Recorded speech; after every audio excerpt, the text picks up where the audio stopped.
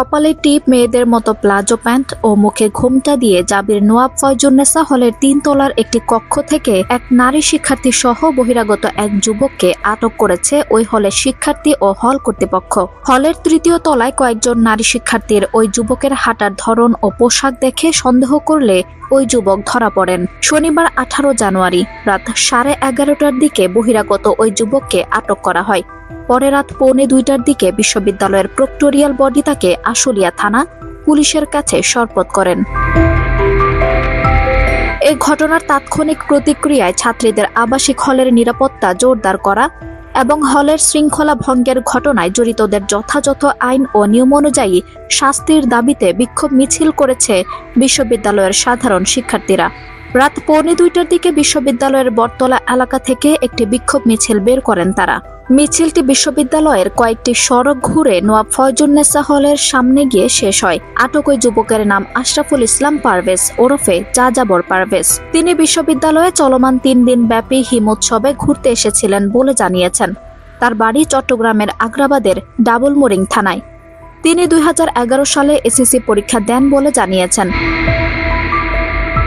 হল কর্তৃপক্ষ, proctorial body ও হলের আবাসিক শিক্ষার্থীদের সঙ্গে কথা বলে জানা যায়, রাত আনুমানিক 10টার দিকে নাটক ও নাট্যতত্ত্ব বিভাগের প্রথম বর্ষের এক নারী শিক্ষার্থীর সঙ্গে কপালে টিপ, মেয়েদের মতো প্লাজো প্যান্ট ও মুখে ঘোমটা দিয়ে হলের ভেতরে প্রবেশ করেন আশরাফুল ইসলাম পারভেজ।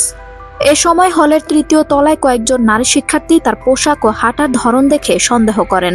পরে ওই শিক্ষার্থীর হল সুপারকে সিসিটিভি ফুটেজ চেক করতে বলেন।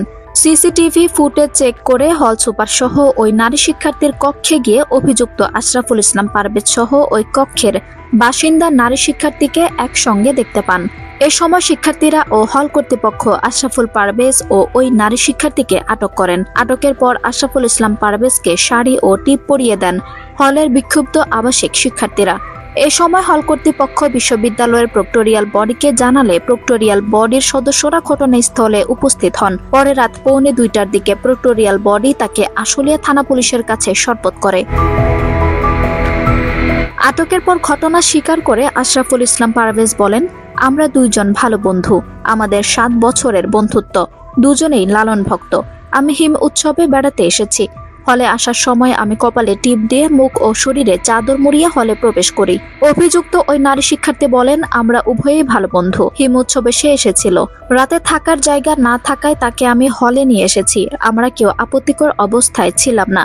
এদিকে অভিযুক্ত নারী শিক্ষার্থীর স্বামীকে ফোন দেওয়া হলে তিনি আশরাফুল ইসলাম পারভেজকে চেনেন না বলে জানান। তবে তাকে ওই নারী শিক্ষার্থী শুধু ফেসবুকের মাধ্যমে পরিচয় হওয়া বন্ধু বলে উল্লেখ করেন।